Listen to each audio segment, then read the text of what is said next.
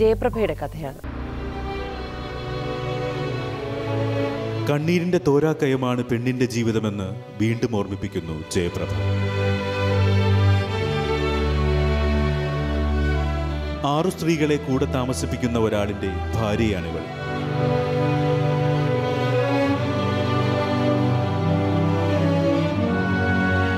പ്രായപൂർത്തിയാകാത്ത പെൺകുട്ടിയെ പീഡിപ്പിച്ചതിന്റെ പേരിൽ ജയിൽവാസം അനുഭവിക്കേണ്ടി വന്നിട്ടുണ്ട് ഇവളുടെ ഭർത്താവിന്.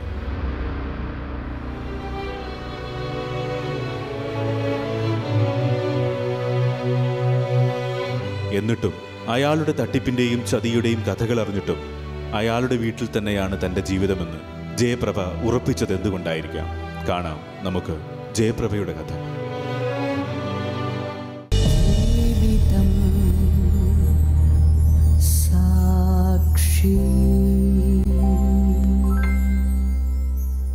ജയപ്രഭ, കാലിനെന്താ പ്രശ്നം? ഞാനും എൻ്റെ ഒരു കൂട്ടുകാരിയുടെ ചക്കുളത്ത് അമ്പലത്തിൽ പോയപ്പോൾ അടൂരിനപ്പുറത്ത് കുരമ്പാല എന്ന് പറയുന്ന സ്ഥലത്ത് വെച്ചാൽ ടൂറിസ്റ്റ് ബസ് വന്ന് ഞങ്ങൾ പോയ ഓട്ടോയെ വന്നിടിച്ച് ഓട്ടോയെ വന്നിടിച്ച് ഞാൻ അങ്ങോട്ട് കയറുന്ന വശത്തായിരുന്നു ഇരുന്നത്. അപ്പോൾ ഞാൻ വന്ന് വീണ് അന്നേരം എൻ്റെ കാല് ഒടിഞ്ഞ് ഈ 2 കൈയും ഭാര്യയിലും ഈ കഴുത്തിൻ്റെ ഈ എല്ലെല്ലാം ഒടിഞ്ഞു. ഇപ്പോൾ എവിടെയാണ് താമസിക്കുന്നത്? ഇപ്പം ഞാൻ കുണ്ട്രപ്പടി എന്ന് പറഞ്ഞാൽ എൻ്റെ ഭർത്താവിൻ്റെ വീട്ടിൽ തന്നെ. അവിടെ ആരൊക്കെ ഉണ്ട്? അവിടെ എൻ്റെ ഭർത്താവ്, എൻ്റെ അമ്മാവിയമ്മയും ഞാനും എൻ്റെ പിള്ളേർ 2 പേരും. 2 പിള്ളേർ. ഇപ്പോൾ ജയപ്രഭയ്ക്ക് എന്താ പ്രശ്നം? എൻ്റെ അമ്മായിയമ്മ, എൻ്റെ അച്ഛനും അമ്മയും എല്ലാവരും കൂടെ ആയിരുന്നു എന്നെ ആശുപത്രി കൊണ്ടുപോകുന്നത്. എൻ്റെ കാര്യങ്ങളെല്ലാവരും നോക്കുമായിരുന്നു.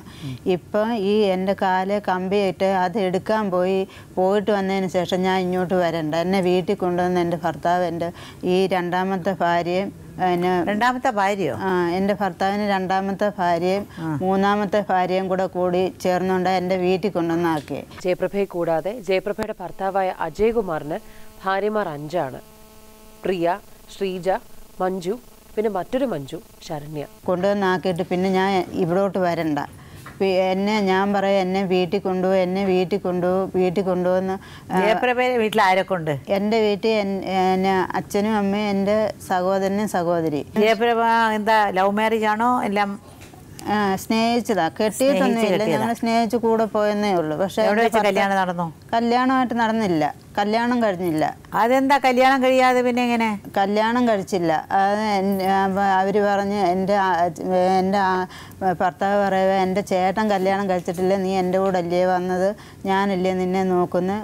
ഞങ്ങൾ വിളിച്ചതാ, രജിസ്റ്റർമാരേന്ന് ഞങ്ങൾ പോയി പകുതി വഴി ചെന്നപ്പോൾ പുള്ളി വരാതെ ഞാൻ അല്ലേ നിന്നെ നോക്കുന്നതെന്നൊക്കെ പറഞ്ഞുകൊണ്ട് പിന്നെ എന്നെ കല്യാണം കഴിച്ചില്ല. പിന്നെ ഇത്രയും നാളുമൊക്കെ ജീവിച്ചു. അപ്പം അതിന് 1.5 വർഷം കഴിഞ്ഞപ്പോൾ തൊട്ടാണ് ഈ കുഴപ്പങ്ങൾ. 1.5 വർഷം. എവിടെ വെച്ചാ ഭർത്താവിനെ ആദ്യം കാണുന്നത്? ഞങ്ങൾ പത്തനാപുരം ഗവൺമെൻറ് ഹോസ്പിറ്റലിൽ വെച്ച്. എൻ്റെ സഹോദരൻ അവിടെ ആശുപത്രിയിൽ കിടക്കുമായിരുന്നു. അപ്പോൾ എൻ്റെ ഭർത്താവ് അവിടെ ഉണ്ടായിരുന്നു. ഭർത്താവിനും ഏതോ ആക്സിഡൻ്റ് ആയതുകൊണ്ട് പറ്റി അവിടെ അങ്ങനെ ഞങ്ങൾ കണ്ടു പരിചയമായത്. അയാൾ വന്ന് വിളിച്ചിറക്കിയതാണോ ഇത്? എൻ്റെ വീട്ടിൽ നിന്ന് തന്നെ വിളിച്ചുകൊണ്ട് പോയതാ. എൻ്റെ വീട്ടിൽ നിന്ന് തന്നെ വിളിച്ച് അമ്മയൊക്കെ ഉണ്ടായിരുന്നു. അന്നേരം അവരൊന്നും പറഞ്ഞില്ലേ? അവര് പറഞ്ഞ് നീ പോവരുന്നെന്നെല്ലാം പറഞ്ഞ്. എന്നിട്ട് ഇവര് എന്നെയും കൊണ്ടേ പോകത്തുള്ളൂ, രാത്രിയായിട്ടും പോകത്തില്ല. മനുഷ്യരെ കാണികൾ എന്തോ പറയും. ജയപ്രഭയെ കാണുന്നതിന് വേണ്ടി വീട്ടിൽ വന്നുടനെ കല്യാണം ആലോചിച്ചു. ഞാൻ പറഞ്ഞു എനിക്കിപ്പോൾ നിവൃത്തിയില്ല, അതുകൊണ്ട് ഞങ്ങൾക്ക് ഇഷ്ടമില്ല എന്ന് പറഞ്ഞു. അത് കേൾക്കാതെ അവൻ 2-3 പ്രാവശ്യം വന്ന് അവളെ വിളിച്ചിറക്കി കൊണ്ടുപോകുമായിരുന്നു. അപ്പോഴും ഞാൻ ധരിച്ച് അതിനൊരു ജീവിതം ഇവനിൽ നിന്നും കിട്ടുമല്ലോ. ഇവനെ പിന്നെ ഞാൻ പല പ്രാവശ്യം രജിസ്റ്റർ ചെയ്യാനായിട്ട് ഞാൻ വിളിച്ചു, അവൻ വന്നില്ല. പിന്നെ ജീവിതം നല്ല കിട്ടുമെന്നുള്ള ഒരു ധാരണയായിപ്പോയി എനിക്ക്. പക്ഷേ എൻ്റെ കുഞ്ഞിൻ്റെ ജീവിതം ഇപ്പം നരകതുല്യമാണ്. ഞങ്ങളെ സഹായിക്കാൻ ആരുമില്ല.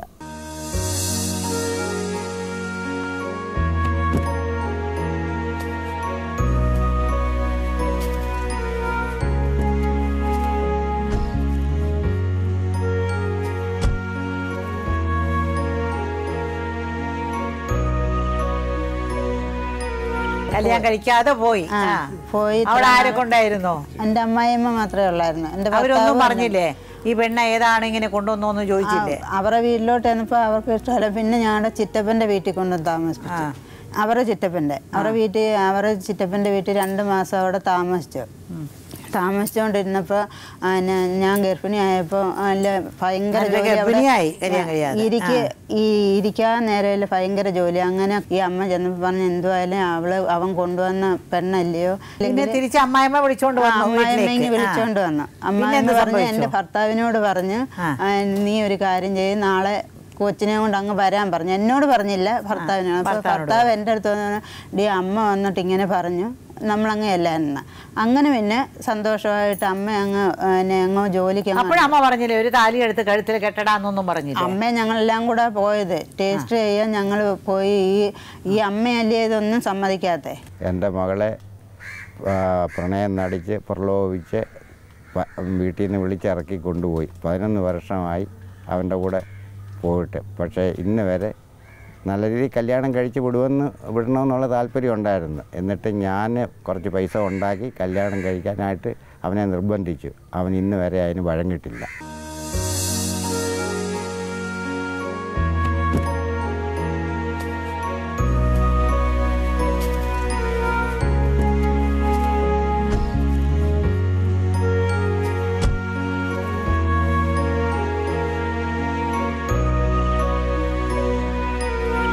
ഞാനും എൻ്റെ കല്യാണം കഴിക്കണ്ടെന്ന് പറഞ്ഞു.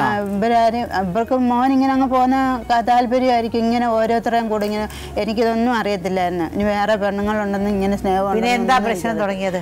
അങ്ങനെ ഇവരെ വീട്ടിൽ കൊണ്ടുവന്ന് അങ്ങനെ ജീവിച്ചുകൊണ്ടിരുന്ന് ഗർഭിണിയൊക്കെ ആയി. അത് കഴിഞ്ഞ് പിന്നെ ഇവിടെ കൊട്ടാരക്കര ഗവൺമെൻറ് ഹോസ്പിറ്റലിൽ ഞാൻ പ്രസവിച്ചു. അത് കഴിഞ്ഞ് വീട്ടിൽ കൊണ്ടുവന്നു. എൻ്റെ വീട്ടിൽ തന്നെ കൊണ്ടുപോയി.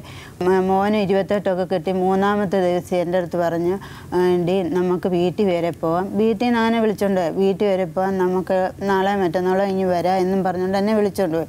ഞാൻ അന്നേരം പറഞ്ഞു എന്നാൽ അമ്മ ഞാൻ വീട്ടിൽ വരെ പോട്ടെ എന്നും പറഞ്ഞുകൊണ്ട് പോയിട്ടാണെങ്കിൽ ഇവരുടെ വീടിൻ്റെ കുഞ്ഞിനെ എടുത്തോണ്ട് പോയോ? കുഞ്ഞിനെയും കൂടെ കൊണ്ടുപോയി. വീട്ടിൽ ചെന്നപ്പോൾ എൻ്റെ അടുത്ത് പറയാം എടി എൻ്റെ പെങ്ങള് അടൂര് വന്ന് നിൽക്കുന്നു, എങ്ങാണ്ട് ജോലി എന്തോന്ന് ഏതോ ഒരു സ്ഥലം പറഞ്ഞു അവിടെ എങ്ങാണ്ട് ജോലിയാണ്, അവളെ അവിടെ വന്ന് നിൽക്കുന്നു, അവളെ നമുക്ക് വിളിച്ചോണ്ട് വരാമെന്ന്. ഞങ്ങൾ രണ്ടും കൂടെ പോയി വിളിച്ചോണ്ട് വന്ന് ഞങ്ങളുടെ വീട്ടിൽ കൊണ്ടുവന്ന് 6 ദിവസം എൻ്റെ കൂടെ താമസിച്ചു. അപ്പോൾ എന്താ കുട്ടിയുടെ പേര്? പ്രിയ. അങ്ങനെ എൻ്റെ കൂടെ കൊണ്ട് താമസിപ്പിച്ചു. അന്നേരം ഇവർ രണ്ടുപേരും ഒരു മുറിക്കാത്തപ്പോൾ ഞാൻ പറഞ്ഞു ആങ്ങളെ അമ്മായിമ്മ.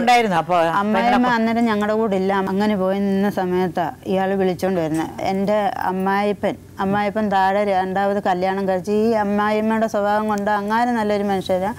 അതിന് താഴെ താമസിക്കുമായിരുന്നു. എൻ്റെ അമ്മായിപ്പൻ താഴെ താമസിക്കുന്നു. അപ്പോൾ ആ കുഞ്ഞമ്മ എന്നെ വിളിച്ചിട്ട് വെച്ച് മോളെ അത് ആരാന്ന് വെച്ചു. ഞാൻ പറഞ്ഞു കുഞ്ഞമ്മ ഇത് അണ്ണൻ പറയുന്നു അണ്ണൻ്റെ പെങ്ങളാന്ന് പറഞ്ഞ് എനിക്കറിയത്തില്ല ആരാന്ന്. നിന്നെ അത് വഴി തെറ്റിക്കാനാ അവന് ഞങ്ങൾക്കറിയാൻ മേത്ത പെങ്ങന്മാരുണ്ട്, നീ പെട്ടെന്ന് ഇവളെ പറഞ്ഞു വിടായിരുന്നു. ഞാൻ അവിടെ നിന്ന് കയറി വന്നിട്ട് അണ്ണനോട് ചോദിച്ചു അണ്ണാ ഇതേതാ, നീ ഇത് പെങ്ങൾ തന്നെയാണോ, സത്യം ചെയ്യാൻ പറഞ്ഞു. സത്യം ചെയ്യത്തില്ല. നീ എന്തുവാടി പറയുന്നത്, നിനക്കറിയത്തില്ലയോ? ഞാൻ പറഞ്ഞു എനിക്കെങ്ങനെ അറിയാം, ഇത് പെങ്ങളൊന്നും അല്ലെന്നുള്ളത് എനിക്കറിയാം. ഇനിയിപ്പോൾ ഇവിടെ പ്രശ്നമായി ഇനിയിപ്പോൾ ഇവിടെ താമസിക്കേണ്ട, ഇവിടെ കൊണ്ടുവിടാൻ പറഞ്ഞു. അങ്ങനെ അവൾ ഡ്രസ്സൊക്കെ മാറി ഒട്ടും പോകത്തുമില്ല. എന്നിട്ട് ഞാൻ ഇവിടെ മുമ്പിൽ വെച്ച് എന്നെ മണ്ണെണ്ണ എടുത്ത് കുടിക്കുകയും ചെയ്ത് തലയിൽ കൂടെ കോരി ഒഴിക്കുക. എന്നിട്ട് പോലും അന്ന് വൈകിട്ടുണ്ട് എൻ്റെ കുഞ്ഞിനെ ഇയാളെടുത്ത് ഇവളെയും കൊണ്ട് ബസ് കയറ്റി വിട്ട് 10,000 ഒരു വാടക വീടെടുത്ത് അവൾക്ക് കൊടുത്തിട്ട് പിന്നെ അവിടെ കൂടെ സ്ഥിരം അവിടെ കൂടെ. എത്ര നാൾ താമസിച്ചു? 6 വർഷം അവിടെ കൂടെ താമസിച്ചു. 6 വർഷം. വല്ലപ്പോഴും ഒക്കെ വീട്ടിൽ വരും. വീട്ടിൽ വന്നാലും ഒരു വക തരുവായിട്ട് ഒന്നുമില്ല. 5 മിനിറ്റ് നേരം അവിടെ ഒന്ന് നിൽക്കും. അമ്മായിമ്മ ഒന്നും പറഞ്ഞില്ലേ? അപ്പോൾ ഈ അമ്മായിമ്മ എനിക്ക് അന്ന് അന്വേഷിച്ചുകൊണ്ടൊക്കെ തരുന്നത്. എൻ്റെ ഭർത്താവ് അന്ന് നോക്കുന്നില്ല. അന്ന് പിന്നെ 6 വർഷം അങ്ങനെ അവിടെ കൂടെ താമസിച്ചു കഴിഞ്ഞിട്ടെന്ത് ഇങ്ങനെയൊക്കെ സഹി കേട്ട് ഞാൻ പിന്നെന്ത് എൻ്റെ ഭർത്താവ് ഇങ്ങനെയൊക്കെ ആണല്ലോ എന്നും പറഞ്ഞ് ഇനി എന്നെ നോക്കാതെ കാണാതിരുന്നത് നിങ്ങളുടെ അമ്മയൊന്നും എനിക്ക് കൊണ്ട് തരാൻ പറ്റത്തില്ലല്ലോ, ഞാനതുകൊണ്ട് ഞാൻ വീട്ടിൽ പോകാമെന്ന് പറഞ്ഞ് തുണിയെല്ലാം പറക്കി ഒരു കവറിനകത്താക്കി എൻ്റെ പൊടിക്കുഞ്ഞിനെ കൊണ്ട് ഞാൻ പോയി. എൻ്റെ ഭർത്താവ് നോക്കി നിന്ന് ചിരിച്ചുകൊണ്ടിരുന്നു. കുറച്ച് കഴിഞ്ഞപ്പോൾ ഓട്ടോയും വിളിച്ച് അവിടെ കൂടെ പോയി. പിന്നെ വീട്ടിൽ വരുവായിട്ട് നോക്കുവായിട്ട് കാണുവായിട്ട് ഒന്നും ചെയ്തിട്ടില്ല. പിന്നെ എന്താ 6 വർഷം കഴിഞ്ഞു? പിന്നെ 6 വർഷം കഴിഞ്ഞിട്ട് പിന്നെ 6 വർഷം അങ്ങനെ മഞ്ചള്ളൂർ എന്ന് പറയുന്ന സ്ഥലത്ത് ഇങ്ങനെ താമസിച്ച ഒരു കൊച്ചു ആയി കഴിഞ്ഞപ്പോൾ ഇയാൾ വേറൊരു പെണ്ണുമായിട്ട് ശ്രീജ എന്ന് പറയുന്നത്. ഞെട്ടണ്ട, അജയ്കുമാർ ആരെയും നിയമപരമായി വിവാഹം കഴിച്ചിട്ടില്ല എന്നതാണ് ഈ ചതിയുടെ മറ്റൊരു മുഖം. 2ാമത്തെ പെണ്ണിനെ എവിടെയാണ് കിട്ടിയത്? ഈ പ്രിയ അല്ലാത്ത ഇനി ഒരെണ്ണത്തിന് ശ്രീജയെ. ശ്രീജ അത് വെഞ്ചയമ്പുകാരി. അവിടെ എങ്ങാണ്ട് അമ്പലത്തിൽ തിരുമേനിയായിട്ട് എങ്ങാണ്ട് പോയതാ.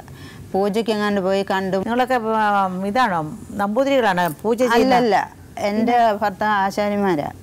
ആശാരിമാര് പിന്നെ എങ്ങനെ അത് എല്ലാ അമ്പലത്തിലും പുള്ളി അങ്ങ് സ്വന്തമായിട്ട് പേരിട്ട് അജയ് വി ശർമ്മ, അജയ് വി ശർമ്മ എന്ന് പേരിട്ട്, അജയ്കുമാർ എന്നാ പേര്. അജയ് വി ശർമ്മ എന്നാ ഇപ്പൊ അറിയപ്പെടുന്നത്. അവളെ സ്നേഹിച്ച് അവിടെ കൂടെ 4 വർഷം നിന്നിട്ട് ഈ പ്രിയ എന്ന് പറയുന്ന കൊച്ചിനെ എടുത്ത് ഇവിടെ കൂടെ ഈ ശ്രീജ എന്ന് പറയുന്നവിടെ ആ കൊച്ചിനെയും കൂടെ അവിടെ കൂടെ ആക്കിക്കൊണ്ട് ഭർത്താവ് അവിടെ കൂടെ നിൽക്കുമായിരുന്നു. 4 വർഷം അങ്ങനെ നിന്നുകൊണ്ട് പിന്നെ മഞ്ജു എന്ന് പറയുന്ന ഒരു പെണ്ണുമായിട്ട് അങ്ങ് സ്നേഹമായി. അങ്ങനെ മഞ്ജു എന്ന് പറയുന്ന പെണ്ണുമായിട്ട് 2 വർഷം അവിടെ കൂടെ നിന്ന് 2 വർഷം ഇവിടെ ഒരു സ്ഥലത്തെങ്ങാണ്ട് ഞങ്ങൾക്ക് ഒന്നും അറിയാം. അന്നേരം താമസിപ്പിക്കുന്നേ എങ്ങാണ്ടൊക്കെ വാടക വീടൊക്കെ എടുത്ത് താമസിപ്പിക്കുക. ഇപ്പോഴും നിലവിൽ എല്ലാവരും കൂടെ കഴിയാണോ? ശ്രീജ എന്ന് പറയുന്നതോടെ കൂടെ ഇപ്പം നടപ്പല്ല. അജയ്കുമാറിന്റെ തട്ടിപ്പുകൾ അനന്തമായി നീളുകയാണ്. ഒരിക്കൽ ഇയാൾ പൂണൂലിട്ട് അജയ് വി ശർമ്മയായി. താമരക്കുടി സുബ്രഹ്മണ്യ ക്ഷേത്രത്തിലെ പൂജാരിയായി. അവിടുത്തെ കഴകക്കാരിയുടെ ചെറുമകൾ 17 വയസ്സുകാരി ശരണ്യയെ പാട്ടിലാക്കി ചെന്നൈയിലേക്ക് നാടുവിട്ടു. ഇയാളൊരു പീഡന കേസിൽ പ്രതിയായിട്ടുണ്ട്. ഏത്? അത് ഈ ശരണ്യ എന്ന് പറയുന്ന ആ കൊച്ചു, ഈ മഞ്ജു എന്ന് പറയുന്നത് ഞാൻ പറഞ്ഞില്ലേ 2 അങ്ങനെ 2 മാസം അവിടെ കൂടെ നിന്നുകൊണ്ട് അവളും പിന്നെ ശരണ്യ എന്ന് പറയുന്ന അത് ഇവിടെ നിന്ന് ഏതോ സ്ഥലത്തുള്ള ആ പെണ്ണിനെയും കൂടെ കൊണ്ടുപോയി ചെന്നൈയിലെങ്ങാണ്ട് പോയി. അവിടെ എങ്ങാണ്ട് എത്ര വയസ്സുണ്ടായിരുന്നു? ആ കൊച്ചിന് 17 വയസ്സെങ്ങാണ്ട്. അന്ന് ഞാൻ ആക്സിഡന്റിനെ പറ്റി വീട്ടിൽ കിടക്കുക. അങ്ങനെ ചെന്നൈ വെച്ചെങ്ങാണ്ട് പിടിച്ചു പത്രത്തിലും ടി വിയിലും എല്ലാം വന്നെന്ന്. എന്നെ ഒന്നും ആരും അറിയിച്ചില്ല. ഞാൻ ഒരേ കിടക്കുമായിരുന്നു. അയാളെ ജയിലിലിട്ടോ? ജയിലിലിട്ട് 6 മാസം എങ്ങാണ്ട് ജയിലിൽ കിടന്ന്.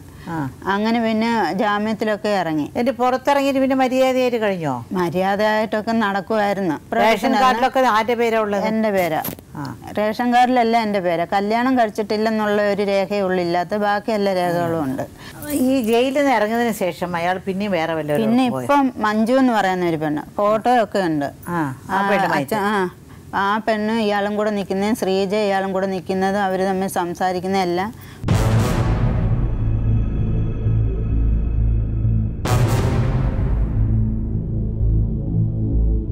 ഈ 3-4 പ്രാവശ്യം ഇപ്പം തന്നെ ജയിലിലായിരുന്നു. സ്റ്റേഷനിൽ കയറി ഇറങ്ങി നടക്കുക. ഈ അമ്മ നല്ല അത് എന്തോ എന്നാ വണ്ടി കൊണ്ട് ഇടിച്ചെന്നോ അതോ ഇനി പ്രശ്നമല്ല ആണെന്നൊന്നും എനിക്കറിയത്തില്ല. എന്നോടൊരു കാര്യം പറയുന്നില്ല, ഒരു കാര്യങ്ങളും പറയുന്നത്. ആരെങ്കിലുമൊക്കെ പറഞ്ഞാൽ ഞാൻ അറിയുന്നത്. ഭാര്യയായിട്ട് പോകുന്ന ഇവളാ. പത്തനാപുരത്ത് സ്റ്റേഷനിൽ കയറിയപ്പോൾ മഞ്ജു എന്ന് പറയുന്ന അവളാ പോയി ഇറക്കിക്കൊണ്ട് വന്നേ. അല്ല പിന്നെ കുന്നിക്കോടും കൊട്ടാരക്കരയിലും ഒക്കെ ആണെങ്കിൽ ശ്രീജ. ഇങ്ങനെ ഓരോരുത്തടത്തും ഓരോരുത്തരാ ഭാര്യമാർ. ഇപ്പം പിന്നെ കേസൊക്കെ ആയപ്പം അവിടുന്ന് പറഞ്ഞു വിട്ടു. ആരെയും കൂടെ ഒരുത്തിയുടെയും കൂടെ പോകരുത്, വീട്ടിൽ മാത്രമേ താമസിക്കാൻ. ഞാൻ ഉണ്ടെന്നുള്ള കാര്യം അറിയത്തില്ല. നിങ്ങൾക്ക് എന്താ വേണ്ടത്? എനിക്ക് എൻ്റെ ഭർത്താവിനെ വേണം. മനസ്സിൽ തോന്നണ്ടേ? മേഡം ഇത് എനിക്ക് ഈ വയ്യാത്ത അവസ്ഥ എന്നും എൻ്റെ അച്ഛൻ എനിക്ക് അന്വേഷിച്ചുകൊണ്ട് തരാൻ 10-20 വയസ്സുള്ള എൻ്റെ അച്ഛൻ എന്നും എനിക്ക് അന്വേഷിച്ചുകൊണ്ട് തരാൻ പറ്റുമോ മേഡം? അമ്മായിമ്മക്ക് ഇപ്പം എന്നെ വേണ്ട. ഇപ്പം ഞാൻ ഇറങ്ങി പോകണമെന്ന് പറയുന്നത്. ഇപ്പം ശ്രീജ കല്യാണം കഴിച്ചു കൊടുക്കും. ഉപദ്രവിക്കാറുണ്ടോ അമ്മായിമ്മ? അല്ല, ഈയിടെയായിട്ട് എന്നെ ചീത്തയും വിളിച്ചുകൊണ്ട് അടിക്കാൻ ചാടി വരികയൊക്കെ ചെയ്യുക. ഭർത്താവ് എന്നെ സത്യം പറഞ്ഞാൽ ഇതുവരെ നുള്ളി നോച്ചിട്ടില്ല. എനിക്ക് അതിനുള്ള കാരണമില്ല. ഞാൻ എൻ്റെ കുഞ്ഞുങ്ങളെ നോക്കും. എൻ്റെ ഭർത്താവ് ഏത് രീതി പോയിട്ട് വന്നാലും അവരുടെ ഡ്രസ്സ് കഴുകിയിടും, ആഹാരം വെച്ച് കൊടുക്കും. പിന്നെ എന്തിനാ മേഡം എന്നെ ഉപദ്രവിക്കുന്നത്? എന്നെ ഉപദ്രവിച്ചിട്ടില്ല. എൻ്റെ കയ്യിൽ എന്തെങ്കിലും തെറ്റുണ്ടെങ്കിലല്ലേ എന്നെ ഉപദ്രവിക്കാൻ പറ്റും. എൻ്റെ കയ്യിൽ ഒരു തെറ്റുമില്ല. അമ്മായിമ്മ പോവാൻ പറയണോ വീട്ടിൽ? അമ്മായിമ്മയ്ക്ക് ഇപ്പം ഞങ്ങൾ നാശങ്ങള് പട്ടികളെ എൻ്റെ മോനെ വലിയ കാര്യമാണ്. ഇപ്പം മോനോട് മിണ്ടത്തില്ല, മോളെ കണ്ടുകൂടാ, പിള്ളേരോടും മിണ്ടത്തില്ല, എന്നോടും മിണ്ടത്തില്ല. ജയപ്രഭയുടെ ഭർത്താവും അമ്മയും വീട്ടിൽ വരാത്ത രാത്രികളുണ്ട്. ജയപ്രഭയ്ക്ക് രാത്രിയിലൊന്ന് വയ്യാതെ വന്നാൽ 2 കുഞ്ഞുങ്ങളെയും കൊണ്ട് ജയപ്രഭ മുറ്റത്ത് പോലും ഇറങ്ങാൻ പറ്റത്തില്ല. അയൽപക്കക്കാരെ വിളിക്കാൻ പോലും ഇറങ്ങി വരാൻ പറ്റത്തില്ല.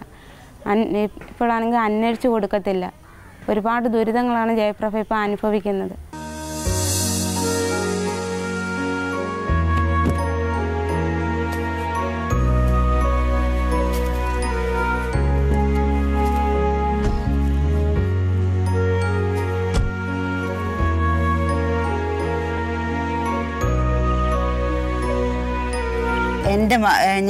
എൻ്റെ മോനെ എത്ര പേരെ കൊണ്ടുവന്നാൽ അവരെല്ലാം എൻ്റെ മരുമോളാണ് എന്നാണ് എൻ്റെ അമ്മായിയമ്മ പറയുന്നത്. അങ്ങനെ ഒരു മരുമകൾ ഒരു അമ്മായിയമ്മ അങ്ങനെ പറയുമോ? ഈ അമ്മായിമ്മയ്ക്ക് ഇപ്പോൾ ഒരു അപ്പായി എന്ന് പറയുന്ന ഒരാളെ ഞങ്ങൾക്ക് ആർക്കും അറിയത്തില്ല. അവർ കുഞ്ഞമ്മയൊക്കെ എന്നോട് വന്ന് ചോദിക്കുക അതേതാ കൊച്ചേ അതേതാന്ന്. അങ്ങനെ ഈ കാശെല്ലാം മുടക്കുന്നത് ഈ അമ്മായിമ്മയ്ക്ക് വേണ്ടിയാ കാശ് കൊടുക്കുന്നത്. ഈ കോടതിയിൽ നിന്ന് ഇറങ്ങി വരാൻ എൻ്റെ ഭർത്താവിനെ ഇറക്കിക്കൊണ്ട് വരാൻ കാശ് കൊടുത്തു. ഇറങ്ങി വന്ന ഉടനെ ഒരു ബൈക്ക് എടുത്തു കൊടുത്തു. ബൈക്ക് കഴിഞ്ഞിട്ട് കാശുള്ള ആളാണ് അയാൾ. സാറായിരുന്നു, സ്കൂളിലെ വാദ്യാരായിരുന്നു. സ്കൂൾ വാദ്യാർക്ക് എങ്ങനെ ബൈക്കൊക്കെ പെൻഷനും ഒക്കെ ഉണ്ട്. അയാൾക്ക് ഭാര്യ മക്കളൊന്നുമില്ലേ? ഭാര്യയുണ്ട്, ഭാര്യ മരിച്ചുപോയി. മക്കളെ ഒന്നും അവിടെ കയറരുത്. ഈ അമ്മ അവിടെ കയറിയ കാരണം മക്കളെല്ലാം 4 പേര്. അമ്മായിമ്മയ്ക്ക് എത്ര വയസ്സുണ്ട്? ഇപ്പൊ 60 വയസ്സ് കാണും. അമ്മയമ്മയുടെ ഇതിനെല്ലാം കാരണക്കാരി അമ്മ തന്നെ. ഭർത്താവിനെ എന്താ കുറ്റം പറയാത്തത്? ഭർത്താവും ആണല്ലേ. ഭർത്താവിനെ പറ്റി ഒരു വാക്ക് പോലും തെറ്റായിട്ട് നിങ്ങൾ പറയുന്നില്ലല്ലോ. ഭർത്താവ് ഭയങ്കര തെറ്റുകാരനാ. അല്ല, ഒരു ഇച്ചിരി നല്ലതായിട്ട് ഒരു കുഴപ്പവും ഇല്ലാതെ നല്ലവനായിട്ട് വരുന്നോണ്ട് നീ പോന്നില്ലേടാ, നീ പോന്നില്ല. അവളപ്പോഴത്തേന് വിളി തുടങ്ങി, ശ്രീജ എന്ന് പറയുന്നത്. ഇപ്പോൾ അവിടെ കൂടെ നടപ്പാ. ഇന്നലെ അവിടെ കൂടെ പോയേക്കുമായിരുന്നു. പോയിട്ട് വീട്ടിലോട്ട് വന്നു കഴിയുമ്പോൾ പിന്നെ ആ രാത്രി വന്നങ്ങോട്ട് കയറിയ വെളുപ്പാങ്കാലം വരെ അങ്ങ് ഫോൺ വിളിയാണ്. രണ്ടുപേരും എന്തുവാ പറയുന്നതെന്നൊന്ന് വീട്ടിൽ മുറിക്കാതിരുന്നല്ല അങ്ങ് വെളിയിൽ പോകും. അമ്മായിയമ്മയുടെ മൊബൈലിലും ഉണ്ട് ഇവിടെ നമ്പർ. അമ്മായിയമ്മയും മരുമോളും കൂടെ ഓരോന്ന് വിളിച്ച് പറയുകയൊക്കെ ചെയ്യും. അതിനിടയ്ക്ക് ശ്രീജ എന്ന് പറയുന്നവൾ എന്നെ വിളിച്ചിട്ട് ചോദിക്കും, നീ എന്തിനാ പിന്നെ ഭാര്യയാണെന്നും പറഞ്ഞുകൊണ്ട് നീ അവിടെ എന്തിനായിരിക്കുന്നതെന്ന്. ഇവൻ പോകുന്ന പെണ്ണുങ്ങളുടെയൊക്കെ അടുത്ത് അവൾ ഭാര്യയാണെന്നും പറഞ്ഞുകൊണ്ട് അവൾ എന്ന് വഴക്കുണ്ടാക്കുമെന്ന്. ഞാൻ ഈ വയ്യാത്ത ഞാൻ പോകാൻ പറ്റുമോ? നിങ്ങളല്ലാതെ വേറെ 5 ഭർത്താവിന് വേറെ 5 പെണ്ണുങ്ങളുമായിട്ട് ബന്ധമുണ്ടായിരുന്നു? ബന്ധമുണ്ട്. ബന്ധം എന്ന് പറഞ്ഞാൽ കല്യാണം കഴിക്കാതെ കഴിച്ചത്? കല്യാണം കഴിച്ചിട്ടില്ല. കല്യാണം കഴിച്ചിട്ടില്ല. ആരെയും കല്യാണം കഴിച്ചിട്ടില്ല. ഓരോരുത്തർക്കും പോയി വാടക വീട് എടുക്കുക, 4-5 വർഷം താമസിക്കുക, പിന്നെ അടുത്തതിനെ തേടി പോവുക, അവിടെയും പോയി 6-5 വർഷമൊക്കെ താമസിക്കുക. അങ്ങനെ ഇപ്പൊ എല്ലാം നിലവിലുണ്ട്. എല്ലാവരും ഉണ്ട് നിലവിൽ. ഇല്ല, എനിക്കും പിന്നെ പ്രിയ എന്ന് പറയുന്ന അവക്കും ഉണ്ട് ഒരു ആൺകൊച്ച്. പിന്നെ ഈ മഞ്ജു എന്ന് പറയുന്നവർ അതിനകത്ത് റെക്കോർഡ് ചെയ്തേക്കുന്ന ഗർഭിണിയാണെന്ന്. അന്നേരം ഇയാൾ കൊച്ചിനെ കളയണമെന്നൊക്കെ പറയുന്ന. അന്നേരം അവൾ പറയുന്നത് ഞാൻ കളയത്തില്ല എന്നൊക്കെ പറഞ്ഞ്. അവളെ ഞാൻ കണ്ടിട്ടില്ല, മഞ്ജുവിനെ, ഇപ്പോഴത്തെ മഞ്ജുവിനെ കണ്ടിട്ടില്ല. സ്ത്രീധനായിട്ട് വല്ല കാശ് മറ്റും മേടിക്കുന്നുണ്ട് ഇയാൾ? ഇപ്പം വേണം, എൻ്റെ സ്ത്രീധനം വേണം. ഇപ്പം എന്നെ ഞൊണ്ടിക്കാലിയായി. ഞാനൊരു പനി വന്നൊന്ന് ചുമച്ചെങ്കിൽ എൻ്റെ അമ്മായിമ്മ പറയുന്നത് ഞാൻ ഞൊണ്ടിക്കാലിയെ ക്ഷയരോഗിയ എന്നൊക്കെയാണ്. പേരെങ്ങനെ റേഷൻ കാർഡിൽ വന്നത്? അവരുടെ റേഷൻ കാർഡിൽ എൻ്റെ അടുത്ത ഒരു കൊച്ച് അമ്പിളി എന്ന് പറയുന്നത്, ആ കൊച്ചു പറഞ്ഞ് റേഷൻ കാർഡിൽ പേരുണ്ടോയെന്ന് ചോദിച്ചു. ഞാൻ പറഞ്ഞു ഇല്ലടാ, ഇതുപോലെ ഭയങ്കര ബഹളമാണ്. എനിക്ക് എൻ്റെ 2 പിള്ളേരല്ലേ ഉള്ളൂ, അല്ലാതെ ഞാൻ എന്തോ ചെയ്യാൻ. നീ ഒരു കാര്യം ചെയ്യ്, റേഷൻ കാർഡ് എടുത്തുകൊണ്ട് പോവാ. ഞങ്ങൾ 2 പേരും കൂടെ ഇവരറിയാതെ പോയി റേഷൻ കാർഡിൽ പേര് ചേർത്ത്. അമ്പിളി എന്ന് പറയുന്ന ആരാ? അതെൻ്റെ കൂട്ടുകാരിയാണ്. ഞങ്ങൾ 5ാം ക്ലാസ് തൊട്ട് ഞങ്ങൾ പഠിച്ചത്. അമ്പിളിക്ക് എല്ലാ കാര്യങ്ങളും അറിയാം. ജയപ്രഭയും അജയകുമാറും തമ്മിൽ വിവാഹം കഴിഞ്ഞ് യാതൊരു രേഖയില്ല, രജിസ്റ്റർ ചെയ്ത യാതൊരു രേഖയില്ല. അങ്ങനെ റേഷൻ കാർഡിൽ പോലും പേരില്ല. അങ്ങനെ വീട്ടിൽ അമ്മ എന്നും ബഹളമായി, നിനക്കിവിടെ യാതൊരു രേഖയില്ല, നീ ഇവിടെ നിന്ന് ഇറങ്ങി തരണം, എന്തിനാണ് ഇവിടെ കിടക്കുന്നത് എന്നും പറഞ്ഞ് ബഹളമായപ്പോൾ ഞാൻ വിളിച്ചുകൊണ്ട് പോയി അവരുടെ വീട്ടിൽ ചെന്ന് അവരുടെ അച്ഛൻ്റെ കയ്യിൽ നിന്നൂടെ റേഷൻ കാർഡും വാങ്ങി അപേക്ഷയും എഴുതി തന്ന് ഞങ്ങൾ 2 പേരും കൂടാണ് റേഷൻ കാർഡിൽ പോയി പേര് ചേർത്ത് അവർക്ക് ഇവിടെ ഇത്രയൊരു രേഖ ഉണ്ടാക്കിയത്.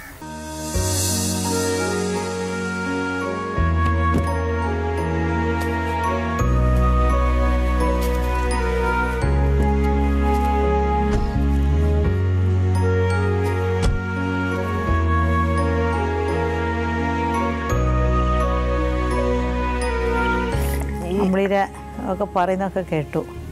ഇതിലുണ്ട് ആ കോടതി വെച്ച്. നിങ്ങളോട് അയാൾക്ക് സ്നേഹമുണ്ടോ? സ്നേഹമുണ്ട്. അമ്മയെ കണ്ടു കഴിയുമ്പോൾ അമ്മയോട് ചേർന്ന് നിന്നുകൊണ്ട്. അപ്പോൾ എന്ത് ചെയ്യണം?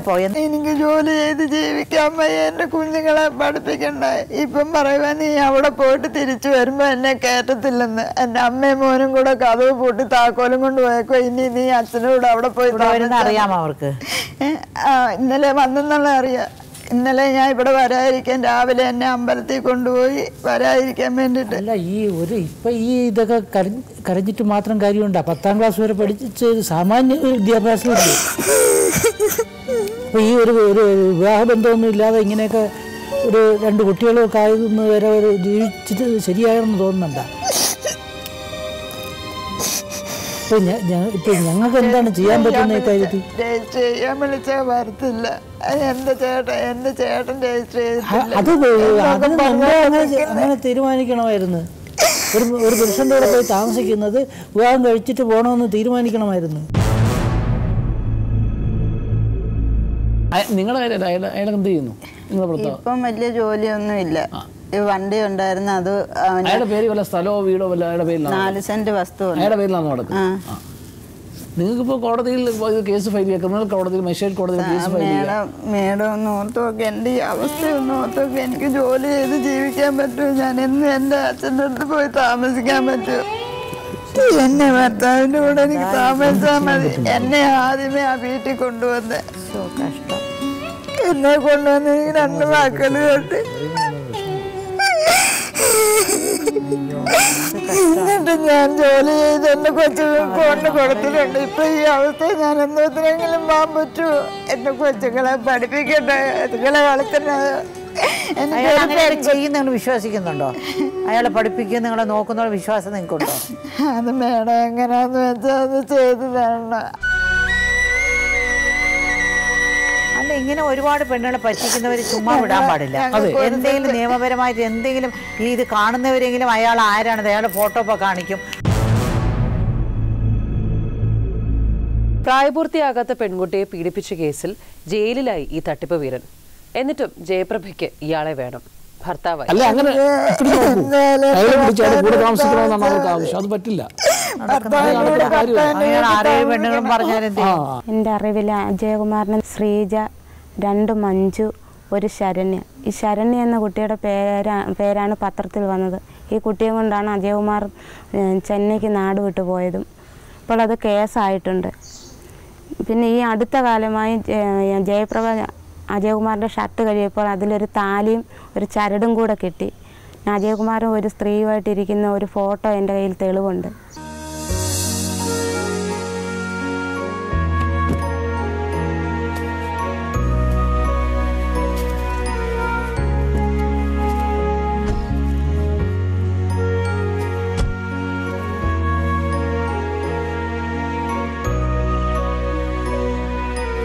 ജയപ്രഭയ്ക്ക് ഒരേ ഒരു താങ്ങും തണലായിരിക്കുന്ന ഒരാളേ ഉള്ളൂ. ജയപ്രഭയുടെ അച്ഛനാണ്. എല്ലാ കഥയെല്ലാം കേട്ടു ഞങ്ങൾ. ഈ കല്യാണം കഴിയാതെ എന്തിനാ അയാളുടെ കൂടെ അയച്ചത്?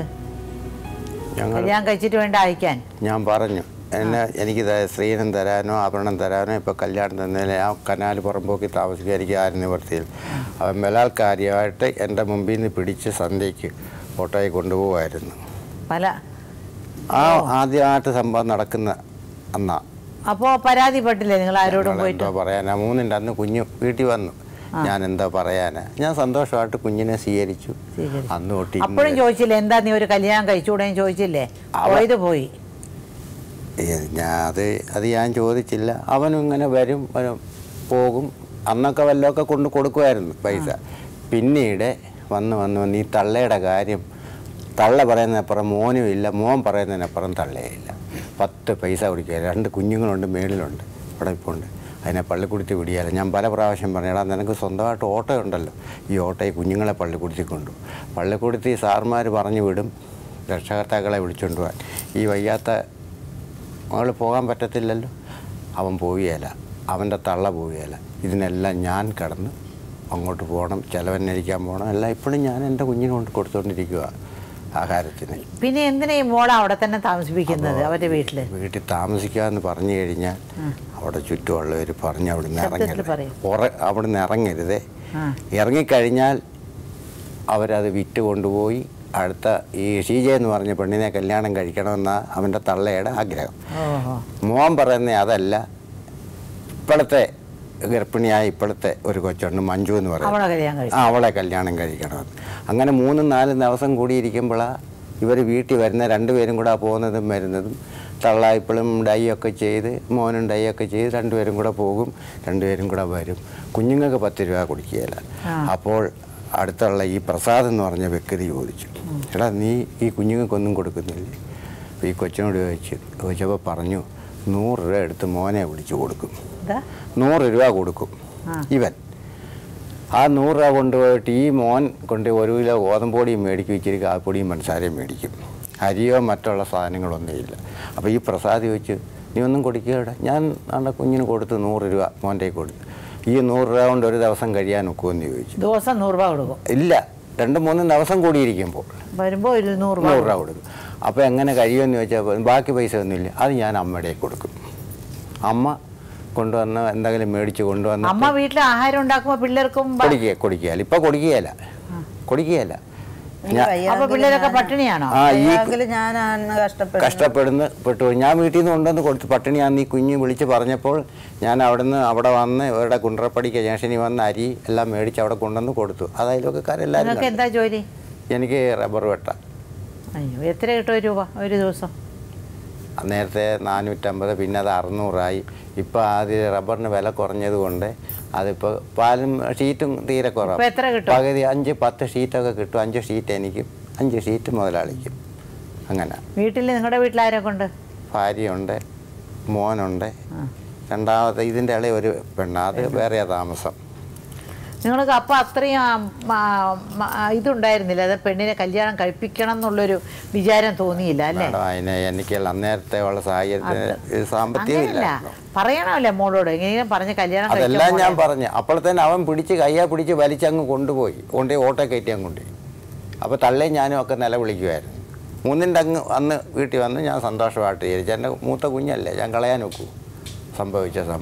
ഇനിയെങ്കിലും അവൻ അന്വേഷിച്ച് കൊടുക്കും എന്നുള്ള രീതി. നിങ്ങൾക്ക് ഭർത്താവിന് കൂടെ താമസിപ്പിക്കണോ അല്ലെങ്കിൽ മക്കളെ നോക്കാൻ നിങ്ങൾ നോക്കാൻ ചെലവിന് കാശ് കിട്ടിയാൽ? എൻ്റെ ഭർത്താവിൻ്റെ കൂടെ എനിക്ക് താമസിച്ചാൽ മതി. കാശിൻ്റെ കാര്യമല്ല, എനിക്ക് കാശല്ല, ഞാൻ കാശിനല്ല നോക്കുന്നത്. എൻ്റെ ഭർത്താവ്, എൻ്റെ കുഞ്ഞുങ്ങൾ, എനിക്കിപ്പോൾ വയ്യാതെ വന്നാലും എൻ്റെ പെൺകൊച്ചു വളർന്നു വരില്ല, എൻ്റെ കൊച്ചിനെ നോക്കണ്ടായോ? ഭർത്താവ് വന്ന് കുറേ ഭാര്യമാരും കുറേ ഉണ്ടല്ലോ, കുറേ പിള്ളേരും. അപ്പൊ നിങ്ങൾക്ക് അവരൊക്കെ ഓരോ ജോലികൾ ചെയ്ത് ജീവിക്കുന്നത്. ഞാൻ എന്തോത്തിനും ഭർത്താവ് വേറെ വല്ലവരോട് ജീവിക്കട്ടെ, നിങ്ങളുടെ പിള്ളേരെ നോക്കാനുള്ള കാശ് കൊടുത്താൽ പോരെ? എനിക്ക് വയ്യാതെ കിടന്നു നിങ്ങൾ നോക്കണം. നിങ്ങളുടെ അച്ഛനോട് താങ്ങായിട്ട് ആരെങ്കിലും വേണ്ട. ഞാൻ എൻ്റെ കുഞ്ഞുങ്ങൾ എന്നെ പിടിച്ചോണ്ട് അങ്ങോട്ടും ഇങ്ങോട്ടും പോകാൻ പറ്റുമോ? എൻ്റെ ഭർത്താവിനെ എനിക്ക് നല്ലതായിട്ട് എനിക്ക് നല്ലവനാക്കി എൻ്റെ ഭർത്താവിനോട് എനിക്ക് ജീവിച്ച. ഇവിടെ കൂടെ വന്ന് താമസിക്കാന്ന് പറഞ്ഞ് താമസിച്ചാൽ ശരിയാണ്. ഇവ ശരിയല്ല. ജീവിതത്തിൽ മരിക്കും കാലം വരെ ഇവ ശരിയല്ല. ഇവര് ശരിയല്ല, ഇവന്റെ അമ്മ ശരിയല്ല.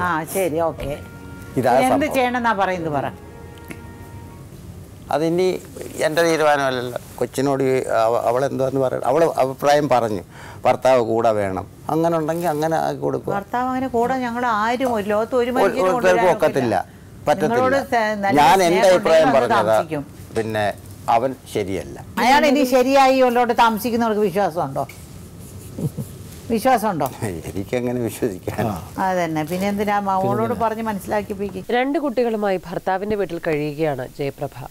അനാഥയായി, അപമാനിതയായി. ഇല്ല, ഇതിലിപ്പോൾ 2-3 കാര്യങ്ങളുണ്ട്. ഒന്നാമത്തെ കാര്യം, ഈ കുട്ടിയും അയാളുമായിട്ട് ഒരു വിവാഹവും നടന്നിട്ടില്ല. അപ്പോൾ അത് നിങ്ങൾ മനസ്സിലാക്കണം. അപ്പം നിങ്ങൾക്ക് അങ്ങനെ ഒരു നിങ്ങൾക്ക് മാത്രമല്ല അദാലത്തിനും അങ്ങനെ ഒരു തീരുമാനത്തിലെത്താൻ അയാളെ കൂടെ കൂട്ടി കൊണ്ടുവരാൻ നിങ്ങളെ ഏൽപ്പിക്കാനുള്ള നിയമപരമായിട്ടുള്ള ബുദ്ധിമുട്ട് ഒരു കാര്യം. ഇവളെ ഒഴിച്ച് ബാക്കി ഈ 6 പെണ്ണുങ്ങളെ ഇവൻ കല്യാണം കഴിച്ചിട്ടില്ല.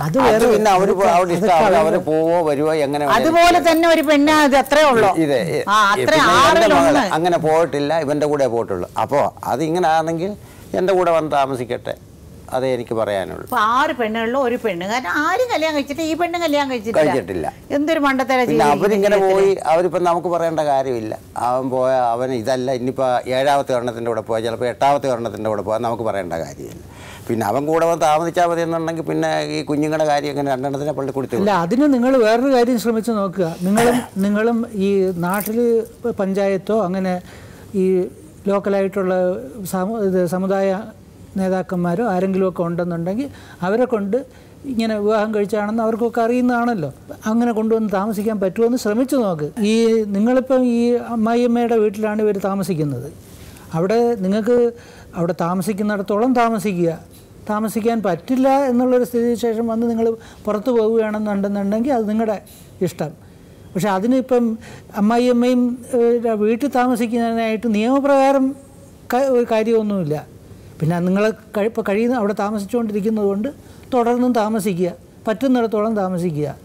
അല്ലെങ്കിൽ അവിടെ നിന്ന് കോടതിയിൽ നിന്നോ അല്ലെങ്കിൽ പോലീസിൽ നിന്നോ എന്തെങ്കിലും നടപടി വന്ന് ഒഴിപ്പിക്കാനുള്ള ഒരു സംവിധാനം വരുന്നത് വരെ അവിടെ താമസിക്കാൻ യാതൊരു ബുദ്ധിമുട്ടും ഉണ്ടാവില്ല. തൽക്കാലം നിങ്ങൾ അവിടെ താമസിക്കുന്നവരാണ്, റേഷൻ കാർഡുണ്ട്, അങ്ങനെയൊക്കെയുള്ള രേഖകളും ഉണ്ടല്ലോ, അവിടെ തുടർന്ന് താമസിക്കുക. പിന്നെ 3ാമത്തെ കാര്യം കുട്ടികളുടെ ചിലവിൻ്റെ കാര്യമാണ്. കുട്ടികളുടെ ചിലവിൻ്റെ കാര്യമാണ് നിങ്ങൾക്ക് ആവശ്യമെന്നുണ്ടെങ്കിൽ ഞങ്ങൾക്ക് ലീഗൽ സർവീസസ് അതോറിറ്റിയിൽ നിന്ന് നിങ്ങൾക്ക് വേണ്ടുന്ന നിയമസഹായം ചെയ്തു തരാൻ ഞങ്ങൾക്ക് കഴിയും. അതിന് വേണ്ട നിയമസഹായം ഞങ്ങൾ ചെയ്തു തരാം. നിങ്ങൾ കുട്ടികൾക്ക് ചിലവിന് കിട്ടാനുള്ള നിയമമാർഗ്ഗങ്ങൾ നോക്കുക. പിന്നെ പൊതുവിൽ എനിക്ക് പറയാനുള്ളത്, ഇങ്ങനെയുള്ള അബദ്ധങ്ങളിൽ സ്ത്രീകൾ ചെന്ന് ചാടാതിരിക്കുക. പ്രത്യേകിച്ചും 10ാം ക്ലാസ് വരെയൊക്കെ പഠിച്ച് ഇത്രയും മാധ്യമങ്ങളിൽ കൂടെ കാര്യങ്ങൾ പൊതുജനങ്ങളിലെത്തുന്ന ഒരു അവസ്ഥയിൽ നിങ്ങൾ എത്ര ന്യായീകരിച്ചാലും നിങ്ങൾ ചെയ്തതും തെറ്റാണ്. ഇങ്ങനെ ഒരിക്കലും സംഭവിക്കരുത്, ഒരു പെൺകുട്ടിക്ക് സംഭവിക്കരുത്. അതുകൊണ്ട് നിങ്ങളുടെ ഈ മകളുടെ കാര്യം മറ്റുള്ളവരും കാണണം. അങ്ങനെ പെൺകുട്ടികൾക്ക് ഇങ്ങനെ സംഭവിക്കരുത്. ഒരു പെൺകുട്ടി ഇപ്പോൾ വന്ന് നിസ്സഹായരായിട്ട് ഞങ്ങളുടെ എല്ലാം മുന്നിലിരിക്കുകയാണ്. ഞങ്ങൾക്ക് ഒന്നും ചെയ്യാൻ പറ്റാത്തൊരു സ്ഥിതി. കാരണം എന്താണ്? ഒരു വിവാഹം കഴിക്കാതെ 2 കുട്ടികളായി. അതിന് നിങ്ങൾക്ക് ഇത്രയും ജീവിതാനുഭവമുള്ള ഒരാൾക്ക് നിങ്ങൾക്ക് മനസ്സിലാക്കണ്ടേ? അതുപോലെ തന്നെയാണ് ഇനിയുള്ള സമൂഹത്തിലുള്ള മറ്റ് പെൺകുട്ടികളും രക്ഷകർത്താക്കളും മനസ്സിലാക്കേണ്ടത്. എന്തായാലും ഇപ്പം ഞാൻ എൻ്റെ മോക്ക് ഇങ്ങനെ സംഭവിച്ചു, ഞാൻ കേസ് കൊടുത്തില്ല. അത് കേസ് കൊടുത്ത് ഓരോരുത്തർ അവനെ ഇങ്ങനെ പിടിച്ച് അകത്തിടുക, ജയിലിലിടുക. അതൊക്കെ അവൻ്റെ ആവശ്യത്തിന് കിട്ടുന്നുണ്ട്. ഇനി അതിൻ്റെ പുറകെ എനിക്ക് അവനെ ജയിലിൽ പിടിക്കാൻ ആ മനസ്സ് നല്ലത്.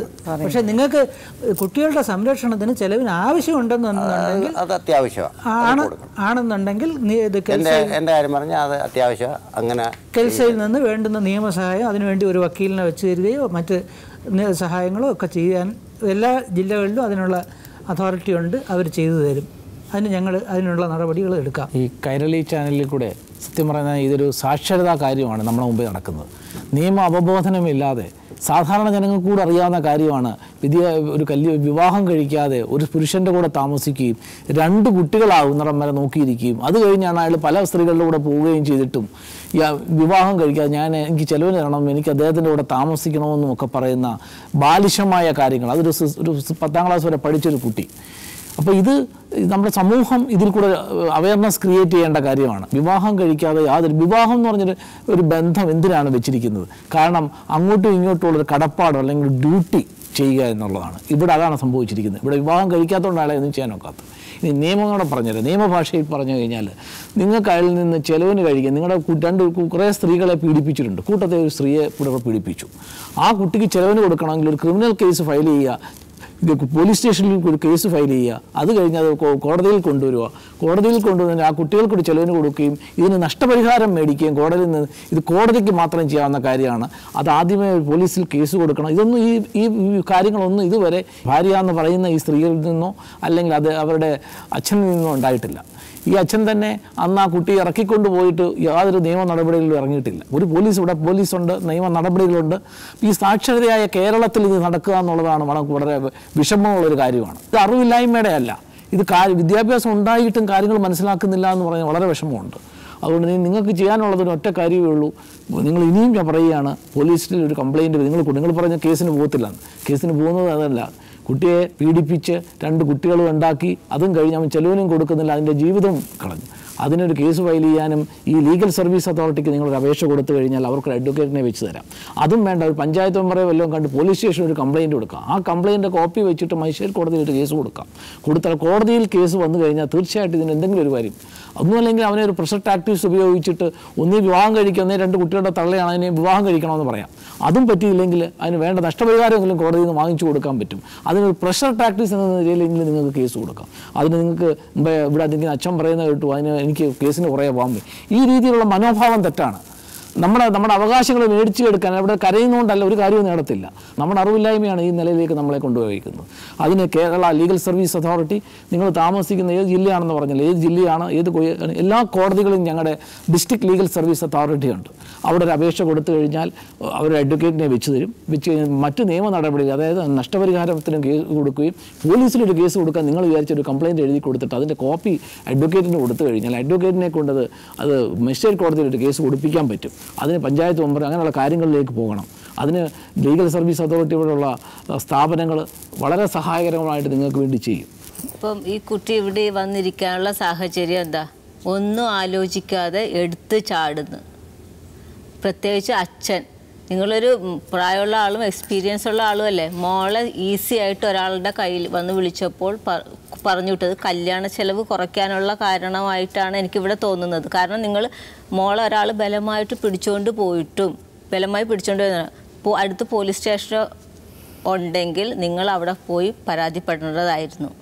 രണ്ടാമത്തത്, ഈ കുട്ടി 10ാം ക്ലാസ് വരെ പഠിച്ചു, ലോക പരിചയം കുറച്ചെങ്കിലും കാണും. വിവാഹം കഴിക്കാതെ, നമ്മൾ ഫോറിൻ കൺട്രി അല്ല, നമ്മുടെ ഭാരതമാണ്. ഭാരതത്തിനൊരു കൾച്ചറൽ ട്രഡീഷൻ എല്ലാം ഉണ്ട്. ശരിക്കും ഭർത്താവ് എന്ന് പറയുന്നത് ശരിക്കും നിയമപ്രകാരം ഭർത്താവല്ല. ഇപ്പോൾ 2 കുട്ടികളുടെ അമ്മ. ഇപ്പം ആ പല സ്ത്രീകളുടെയും കൂടെ പോയ ഒരാളെ പോകും ഭാവിയിൽ. ആ ആളെ ഇപ്പോഴും എനിക്ക് വേണം, ഭർത്താവ് വേണമെന്ന് പറഞ്ഞുകൊണ്ടിരിക്കുന്ന കുട്ടി മറ്റുള്ള പെണ്ണുങ്ങൾക്കും കൂടെ ഒരു നാണക്കേടാണ്.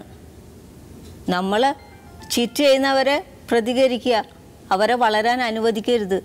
അപ്പോൾ ഇങ്ങനെയുള്ള മനുഷ്യർക്കെതിരെ കേസ് കൊടുക്കുക, ക്രിമിനൽ നടപടികൾ എടുക്കുക, അതാണ് വേണ്ടത്. അല്ലാണ്ട് കേസിന് പോവില്ല, എനിക്കൊന്നും വയ്യ, അങ്ങനെയല്ല ചെയ്യേണ്ടത്. ഇനിയിപ്പോൾ കുട്ടിക്ക് കാലിന് സ്വാധീനമില്ല, ഗവൺമെൻറ്റിൽ എന്തെങ്കിലും ഡിസബിലിറ്റിക്കുള്ള ഒത്തിരി സഹായങ്ങളുണ്ട്, അതിന് അപ്ലൈ ചെയ്യുക, അതിൻ്റെ സഹായം കിട്ടും. പിന്നെ കേസ് കൊടുത്ത് സാർ പറഞ്ഞ പോലെ കുട്ടികളുടെ സംരക്ഷണയ്ക്കുള്ള അവകാശം പിടിച്ചു മേടിക്കുക. അപ്പോൾ ജയപ്രഭ പറയുന്നത് കൂടെ ഭർത്താവ് വന്ന് താമസിക്കണം, കാശ് പണമൊന്നും വേണ്ട, മക്കൾക്ക് ചിലവിന് കൊടുക്കണ്ട അല്ലേ? അങ്ങനെ ഇത്രത്തോളം വാശിയായിട്ട് പറയുന്ന ഒരാളെ പറ്റി പറയാൻ എന്ത് പറയണമെന്ന് നമുക്കറിയില്ല. ഭർത്താവിനോടുള്ള സ്നേഹമാണോ അല്ലെങ്കിൽ അറിവില്ലായ്മ കൊണ്ട് അങ്ങനെ പറയുകയാണോ നമുക്കറിയില്ല. ഏതായാലും ഇതിനുള്ള മറുപടി തീർച്ചയായിട്ട് ജയകുമാർ പറഞ്ഞേ പറ്റൂ. ഇവിടെ വരാമെന്ന് സമ്മതിച്ചിട്ടുണ്ട്. വരുമ്പോൾ നമുക്കിതിന് മറുപടി കിട്ടുമെന്ന് പ്രതീക്ഷിക്കാം. ഇത്തരം ജീവിതാനുഭവങ്ങൾ നിങ്ങൾക്കുണ്ടോ? നിങ്ങളുടെ പരിചയത്തിൽ ആർക്കെങ്കിലും ഉണ്ടോ? ഉണ്ടെങ്കിൽ ഞങ്ങൾ എഴുതിയറിയിക്കുക. ഞങ്ങളുടെ വിലാസം: ടു ദ പ്രൊഡ്യൂസർ, ജീവിതം സാക്ഷി, കൈർലി TV, യൂണിവേഴ്സിറ്റി PO, പാളയം, തിരുവനന്തപുരം.